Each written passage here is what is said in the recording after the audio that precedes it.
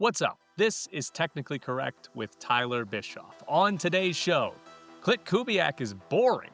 Is that a good thing for the Raiders? Plus, no one knows where Tom Brady actually is. And a lot of bad quarterbacks are going to be available this offseason in the NFL. I told you yesterday that every coach has a fun introductory press conference and everybody gets excited afterwards. I was wrong. Klint Kubiak isn't that. Here we go. Klint Kubiak got introduced as the Raiders head coach yesterday, had a press conference last over 30 minutes, and he was boring. I mean, there was very little excitement from Klint Kubiak. He didn't really say anything that was excitable. He didn't even really change the tone of his voice, right? Like he was just up there answering questions like this was completely normal. And I'm not saying that means anything. Hell, I actually, if anything, think it might mean he might be a better coach because he's boring or at least not excitable with the media in a public-facing type of role. But it wasn't an exciting press conference, right? Most of them are. Most of the time, the head coach comes in and tries to say something to get people excited, right? Klint Kubiak didn't do that. There was very little pomp. There was very little anything from Klint Kubiak, which might be fine.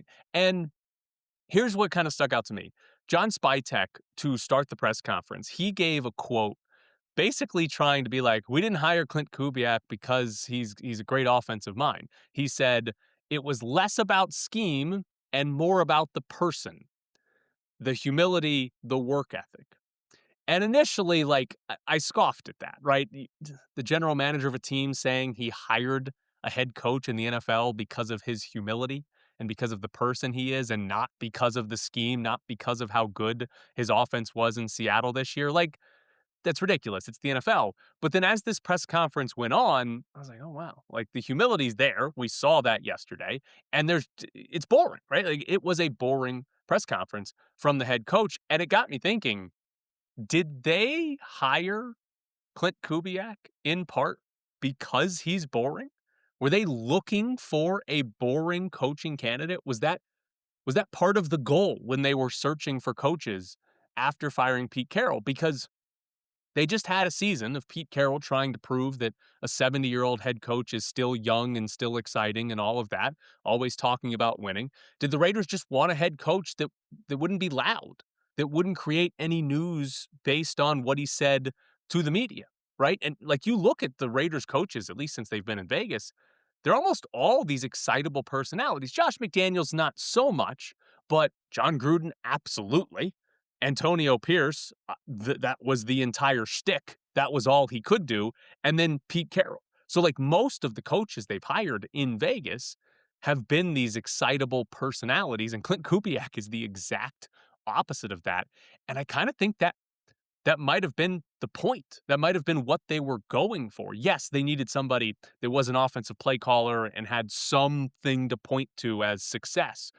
But I think the boringness of Klint Kubiak might be what the Raiders were going for, given who they've had in the past. Because you hear a lot of times, more so at the college level, but across sports, when you fire a coach and hire a new one, it's like, oh, they ended up hiring just the opposite guy, right? They just wanted the opposite of what they had because what they had wasn't working.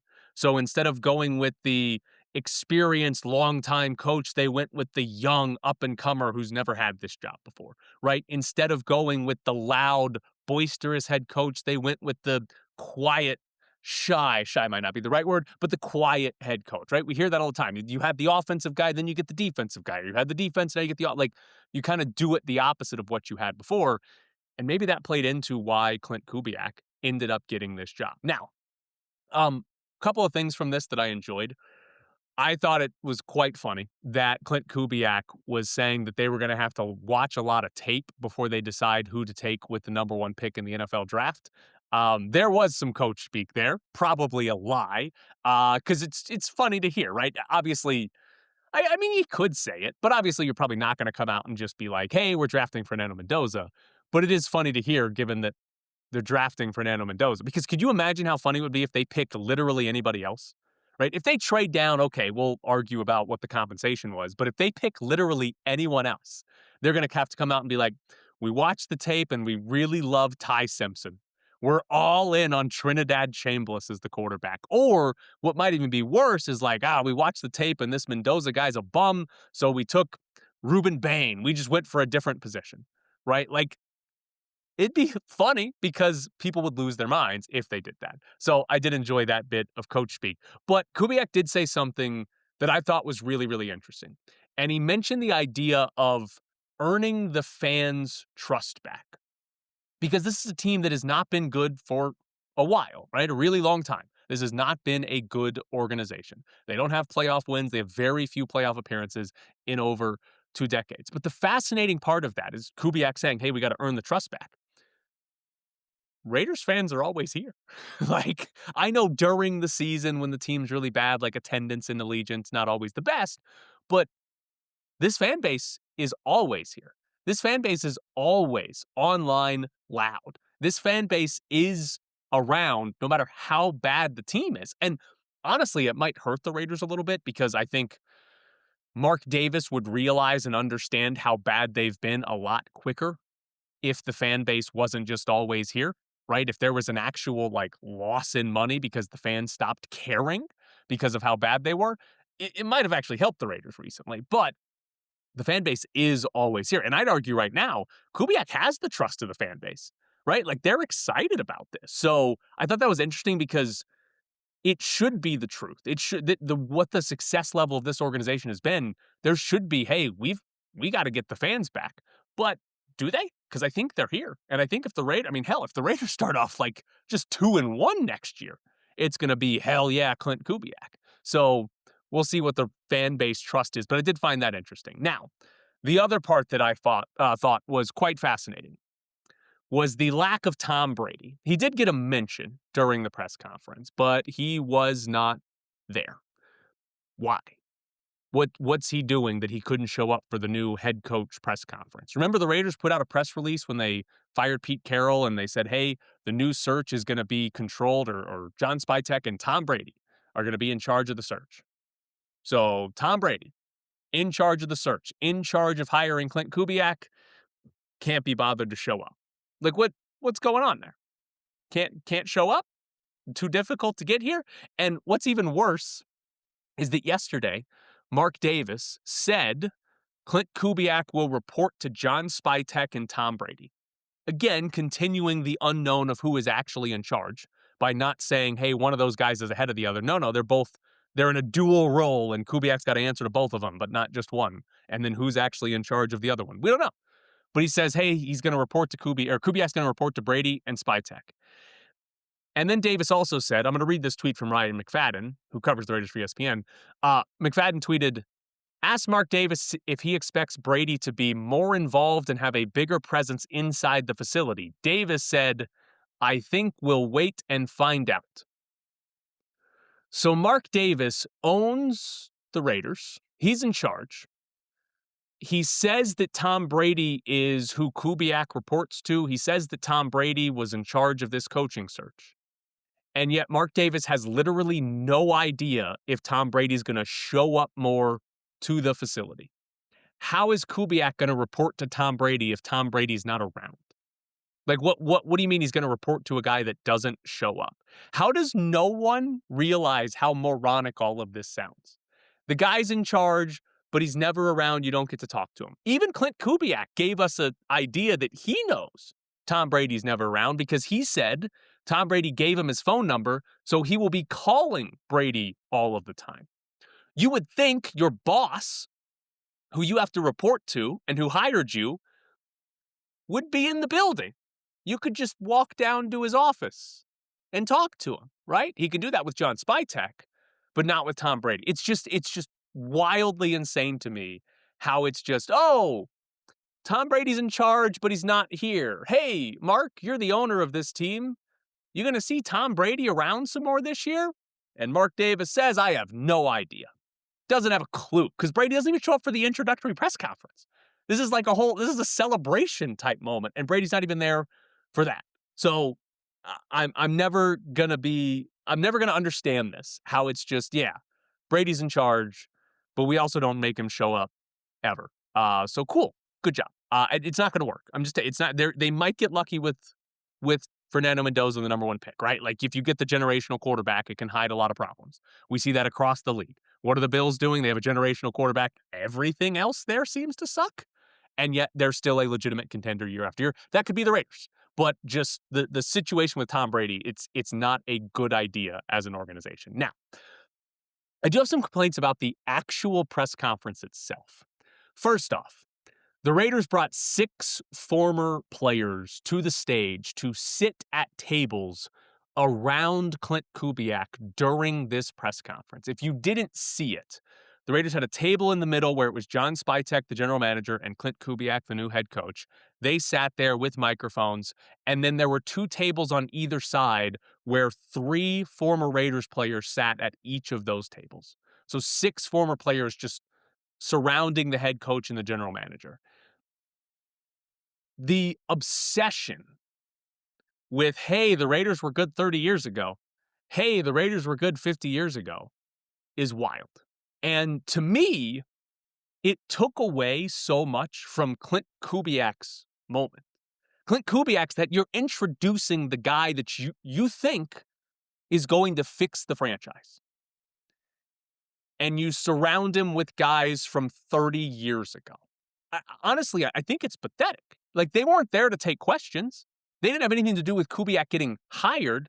It was just the Raiders trying to say, remember, we used to be good, and we love our former players, which is like the extent of success this organization has had for the last 2 decades.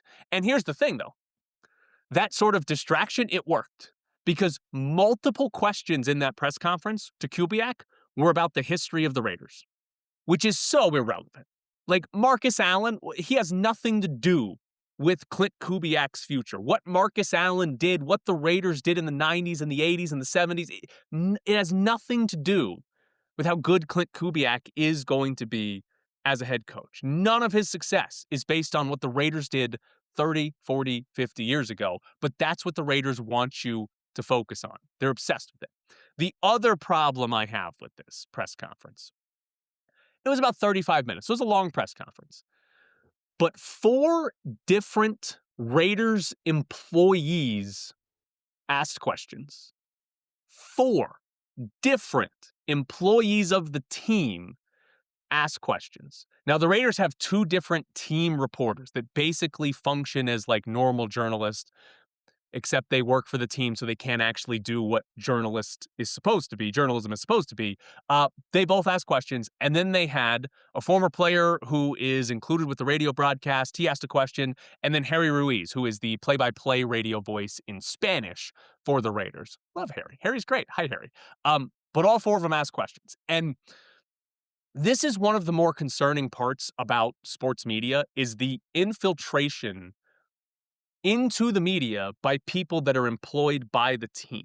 People that cannot give you real news or unbiased news. Everything that they say is going to come through a team-approved layer, right? Only what the team wants you to know. The Golden Knights do it as well. UNLV kind of does it. There's some gray area there, but it's happening across sports, and it's happening a lot here. And it's good for a fan if you only want, like, homer opinions. If you only want, hey, everything's great, everything's going to be fine. If that's what you want as coverage of your favorite team, then this is no problem, because that's what you're going to get from these types of media members. Because, again, they work for the team. They can't say anything bad, or else they don't keep that job anymore. And that's fine. If you and some fans, that is what you want, because this is fun, this is enjoyment. Like, you want to be told everything's great, and that's fine. You can want that, and this is perfectly fine. But if you want coverage of teams that might be critical, right? Like when a team is bad and like, oh, are they going to fire the head coach? People that are employed by the Raiders, they can't talk about that. When Pete Carroll's still the coach, they can't talk about that. You're talking about a coworker being fired. You can't do that publicly, right? Take the Golden Knights, for example, when they sign Carter Hart. Team employees can't question that, right? They signed a guy who was acquitted of sexual assault and wasn't found guilty of anything, but did not do something that you would want to be a coworker with. If the Carter Hart story, if your company hired that guy, you'd be like, why? Why are we hiring this guy? But you can't say that publicly, and neither can they because they are team employees. So I don't like it as somebody who's been in media my entire life that there are so many of these positions, and then at an introductory press conference, you have 4 different people get to ask questions of Klint Kubiak that are just now coworkers of Klint Kubiak. And I have one last problem on the press conference here. John Spytek was sitting on the stage at the table with the microphone. No one asked John Spytek about Max Crosby. How the hell did that happen? The biggest story in the entire NFL last week was Max Crosby possibly being traded by the Raiders. Was Max Crosby possibly saying he's done with the Raiders? That was the biggest story last week in the NFL. And the general manager of Max Crosby's team had a press conference, had a microphone in front of his face, and no one asked the general manager about Max Crosby. What's going on there? Like, that is such a failure from the media to not ask about Max Crosby. Klint Kubiak did get asked about Max Crosby, so there was, shout out to Case Kiefer. By the way, it took over 30 minutes for a question about Crosby to Kubiak. There was almost none. Case Kiefer asked one about Crosby. So we got one to Kubiak, but he's the head coach. He just got here. He's not the one to ask that question. It's Spytek, who was sitting right there with a microphone in front of his face. And nobody thought to ask him, hey, did Max Crosby say he was done with the Raiders? Are you interested in trading Max Crosby away? I mean, even just a bad question where you just say, what's happening with Crosby? Right? Like something to the GM, but no, I don't understand how that happened. It's such a failure from the media. And again, the press conference was 30 minutes long, but this is part of the reason my issue with team employees getting to ask questions is they're never going to ask that question. You're not going to, if you're an employee of the Raiders, you're not going to ask the GM, hey, did Crosby say he was done with you? You can't ask that question, but the other media members can, and they didn't. So I don't know. It's just, there were parts of that press conference that I was just like, what? How did this happen? Like, why are there 6 Raiders up there? Why is nobody asking the general manager about John Spytek? And why are 4 Raiders employees getting to ask questions at this press conference? It's just insane to me. Battle Blast, been serving Las Vegas since June 2012 with the very best in family entertainment. We are proud to provide the best facility, equipment, and service possible. Strap on laser tag vests, step into the 5,600 square foot 2-story arena designed to look like a worn-torn city street. An exciting atmosphere filled with exhilarating music, blacklight effects, and fog. Battle Blast also features a viewing deck for those not playing can watch players vest up and catch a view of the action going on in the arena. In between games, check out our arcade and prize center and enjoy tasty treats from our snack bar. Birthday parties, sports teams, group outings, and corporate events. Battle Blast does it all. We want to make your Battle Blast experience so good you'll want to return again and again. Battle Blast is the ultimate destination for family fun and friendly competition.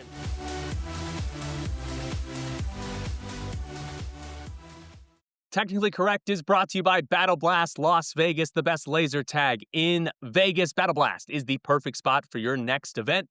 Kid's birthday party, corporate event. You got a Little League season that ends and you need an end of season party. Battle Blast Las Vegas is the place to go, or just do it for your own birthday. Get your friends, get your family, get your kids, get their friends together. Go see who is best at laser tag. Plus, Battle Blast has arcades and prizes, giving you more than just laser tag.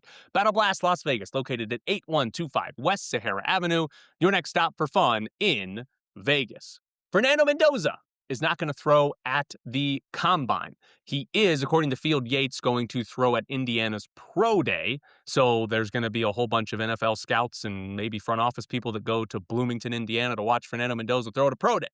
Do we know why? Is it because Klint Kubiak said they don't know who they're drafting, so other teams think he might fall?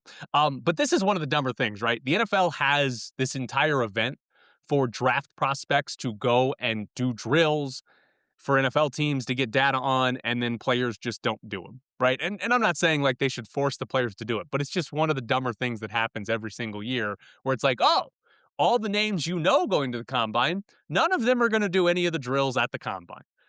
The Combine's probably good for people getting drafted outside the first round. Like, I get that, but it just seems dumb that we do this every year where it's like, yeah, Literally none of the quarterbacks you want your team to draft are going to throw at the combine. I guess this year there's only one quarterback anybody wants to draft, so everybody else is going to throw. North Dakota State will not get any TV revenue money from the Mountain West for 6 years. They are going to get some subscription money. So the way the Mountain West set it up, if games are not picked up by a television provider, then they will be streamed online, and that online streaming will be behind a paywall now. But for every team, if however many subscriptions you get for your team, some of that money will go back to that specific team. So North Dakota State will get some money based on that detail, but they won't get any of the actual big dollar amounts coming in from CBS Sports, Fox, the CW, any of the actual television providers. Meaning that the Mountain West is getting North Dakota State, who, again, is probably going to be one of the better teams in the conference right away, $12 million entry fee from North Dakota State, and they don't have to pay them any of the TV revenue for 6 years. What is there a single downside to North Dakota State joining the conference? Again, people have to get on a plane and go to North Dakota every other year. Your football team has to travel there. But that's it? Like, this is an incredible deal for the Mountain West. Unbelievable.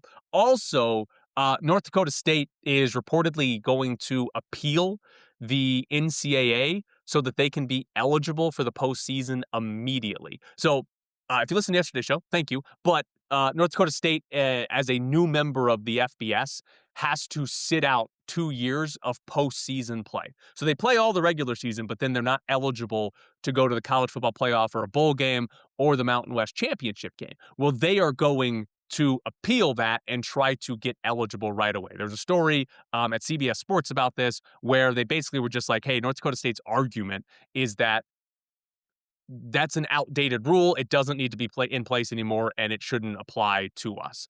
It's a stupid rule no matter what year it is, but I hope they win just because it would be very dumb if North Dakota State, I mean, imagine they go 8-0 in the Mountain West, and then they're not in the Mountain West title game or potentially in the playoff because of that. It would be incredibly stupid.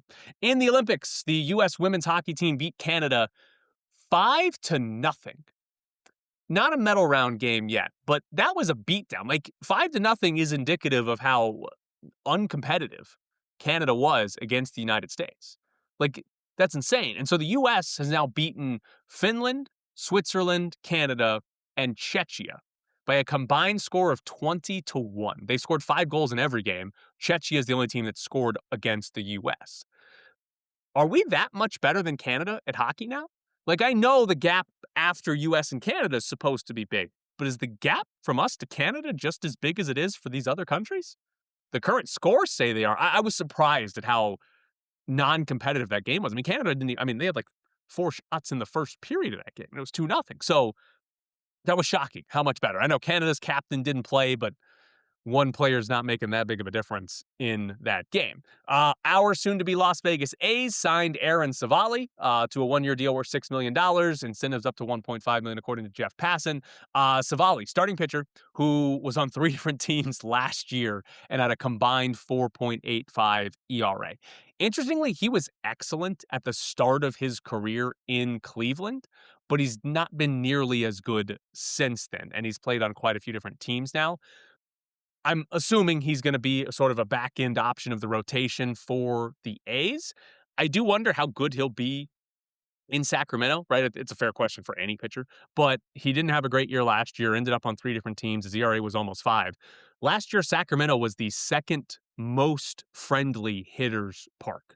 Only Colorado and the altitude there was a more hitters-friendly park than Sacramento. So in theory, Savali's going to be worse than he was last season, so maybe he won't be a back end of the rotation option for the A's. The Falcons are going to cut Kirk Cousins. So new league year starts in March. There is $68 million in guaranteed money to Cousins if he's on the team in mid-March. So cutting him saves the Falcons basically $68 million that they would otherwise have to pay Cousins. They're fascinating because Michael Penix tore his ACL. Might not be back for the start of the season. So what does Atlanta do at quarterback? Do they just suck it up with some crappy backup and say, all right, whenever Penix is back, and next year is a lost season if he's out for a month or more? Or do they actually go out and try to find somebody that could start right away and maybe even beat out Penix for that job? Because Penix, frankly, hasn't been that good. So what does Atlanta do? Interesting. Also, does anybody want Kirk Cousins? Right? Like, it seems like he could retire. I think that was in the initial reporting from ESPN that it's possible he just retires. But, like, what team wants Kirk Cousins? Like, I don't know what your objective would be if you're signing Kirk Cousins and planning for him to start. Although it does feel like that's a Steelers type move. But it just seems like, I don't know, my team, I don't think that I'd want Kirk Cousins. Also, the Dolphins are expected to move on from Tua. That's according to Tom Pelissero. Miami is either going to cut or trade Tua. Now, to give you the money background here to tell you how significant this is, if the Dolphins cut Tua, then he will have a dead cap hit of $99 million. Meaning if they cut him, he's not on the team, but he still counts $99 million against the cap.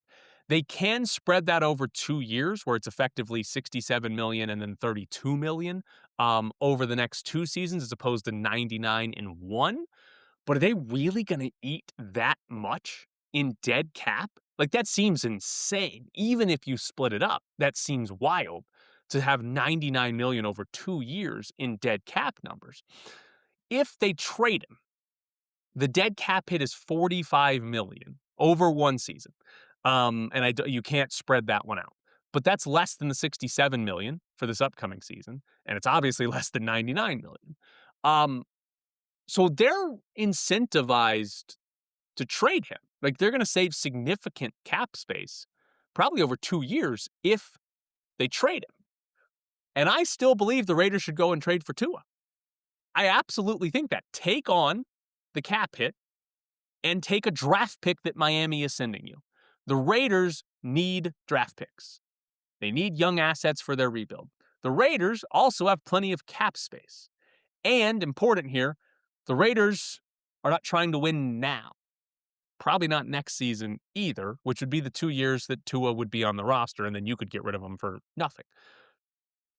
That is a idea the Raiders should be exploring. Do you actually want to bring on Tua and that huge dead cap hit? Maybe not, and it depends on the pick they're sitting back. Right? Like, if Miami called you today and said there's a first-round pick, yes, heartbeat, yes.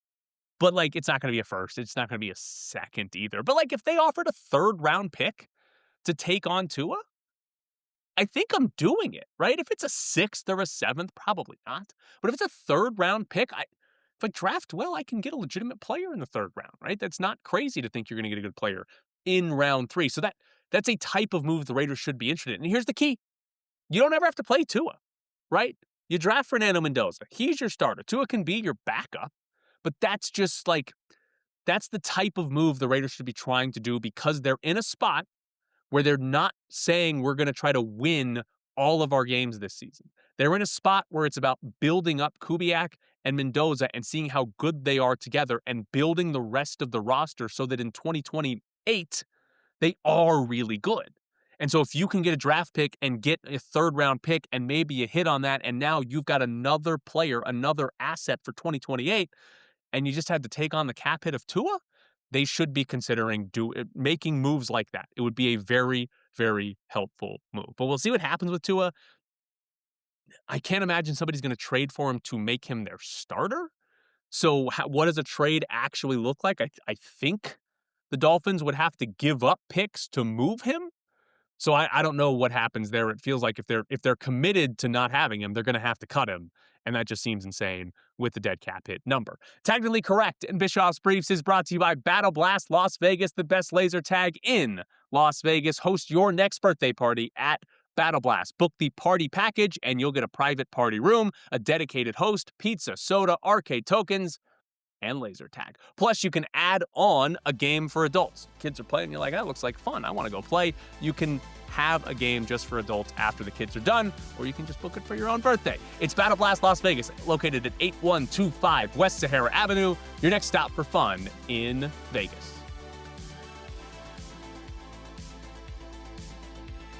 If you want to support the show, I have a Patreon. Check me out at patreon.com/technicallycorrect with Tyler Bischoff. If you are watching the show, you'll notice I'm not in my office. I am still at the Thomas and Mack. I'm going to try to record this from the Thomas and Mack. Seems like a bad idea, but I'm going to try it anyway because there's a lot of people tearing stuff down here.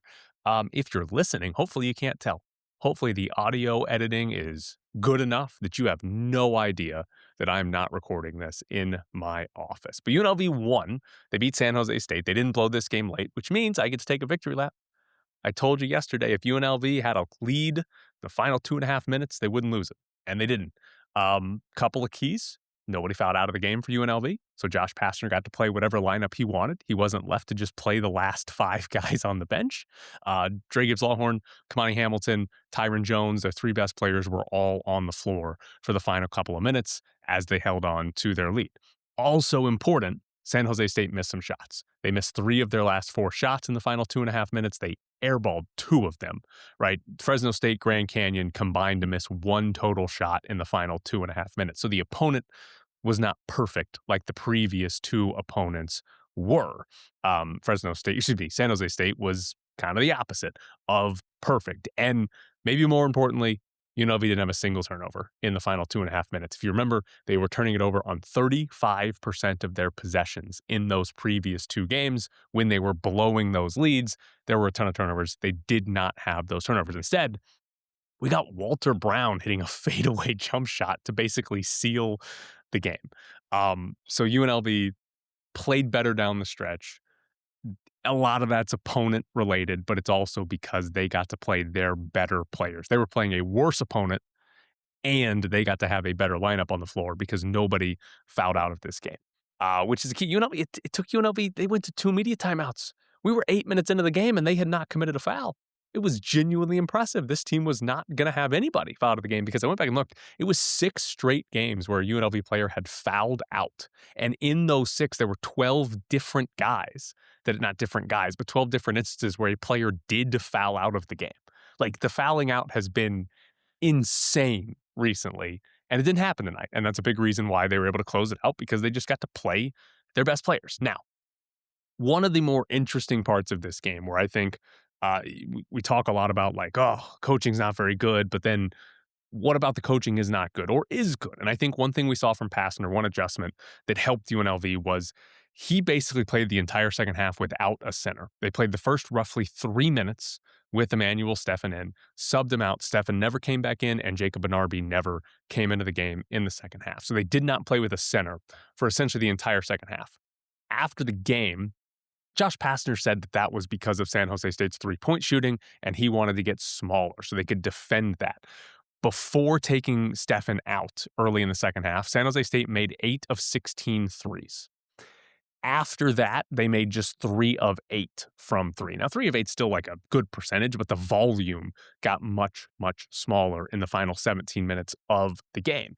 And UNLV was able to switch most screens. They weren't switching everything, but they were able to switch most things. And just generally speaking, switching helps to take away open 3-pointers, right? It's one of the more simple ways to do it. There's some other problems, right? You then have your big guys guarding guards or your guards guarding their centers, whatever it is. But when you don't play a center, all of your guys are smaller guarding out on the perimeter. So it helped a lot the way UNLV was able to defend San Jose State. Now, having to make an adjustment to defend San Jose State's its own problem because San Jose State's a terrible offensive team. So that's not a team you would like to sit back and say, oh, we got to make this big adjustment to defend them. But UNLV did, and it worked for UNLV. They still didn't have a great second half defensively, but it was good enough to win. It was better than what the first half was. And I think one of the keys here, I don't think UNLV can do that if Tyron Jones isn't playing in this game. Tyron Jones made his return first time he had played in, 4 games? And I don't think they can get away with no center if Tyron Jones is not on the floor because Tyron Jones, I mean, he's better than their centers at contesting shots at the rim.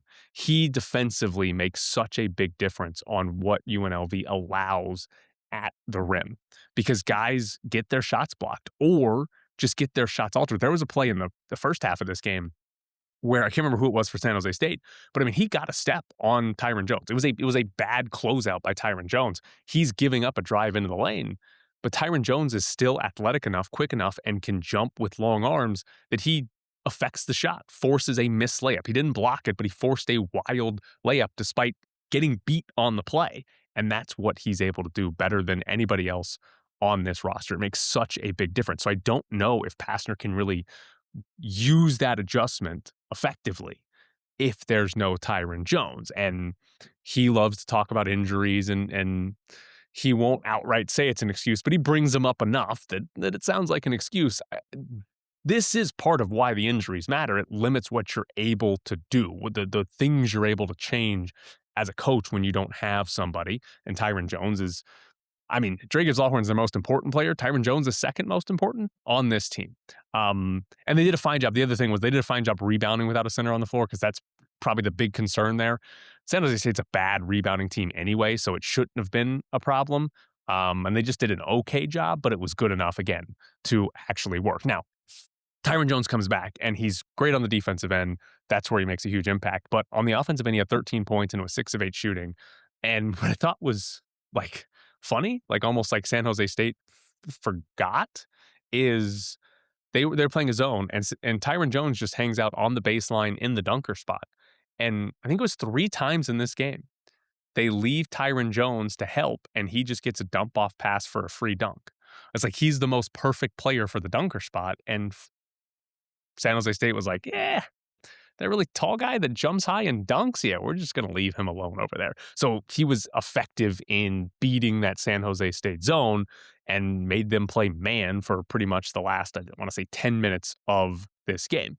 Howie Fleming also came back in this game, but he only played 4 minutes. And Josh Pastner, after the game, kind of described it away as like feel, that he makes substitutions and lineup decisions based on feel in each game, and that he just felt like Howie Fleming wasn't going to help them win the game in the second half. And Howie Fleming wasn't great defensively in his few minutes, but it was a few minutes. You can have a pretty easy bad 2 or 3 defensive possessions and get subbed out, and you're like, oh, that guy's terrible. So if he had played more, he probably would have looked better. But I'm curious sort of what they do with Howie Fleming going forward, how healthy he is, because he is one of the better players on this team. He's been in the starting lineup more often than not. So how often does he play coming back from injury? Also, one of the funnier parts of this game is that Kamani Hamilton, his parents were here to watch him play. And we didn't find this out until after the game when Josh Pastner talked to the media. But Pastner said his parents came all the way from Mississippi to watch him play. And Josh Pastner said he pleaded with Kamani Hamilton to not foul out so that his parents could actually watch him play. Hamilton had 3 fouls in 36 minutes, about as good as he's done in a game this year. And he was awesome. He had 23 points. He was only 6 of 9 from the floor because he drew a bunch of fouls, drew 5 fouls in this game, went to the free throw line 9 times and made 8 of them. Big number there. So it was 23 points, 10 rebounds, and 4 assists in 36 minutes. It's one of the best games he's played all season long for UNLV. And maybe it's because his parents were actually here. But he, again, at San Jose State, who's bad, but Dre Gibbs-Lawhorn was awesome again. He's now the leading scorer in the Mountain West.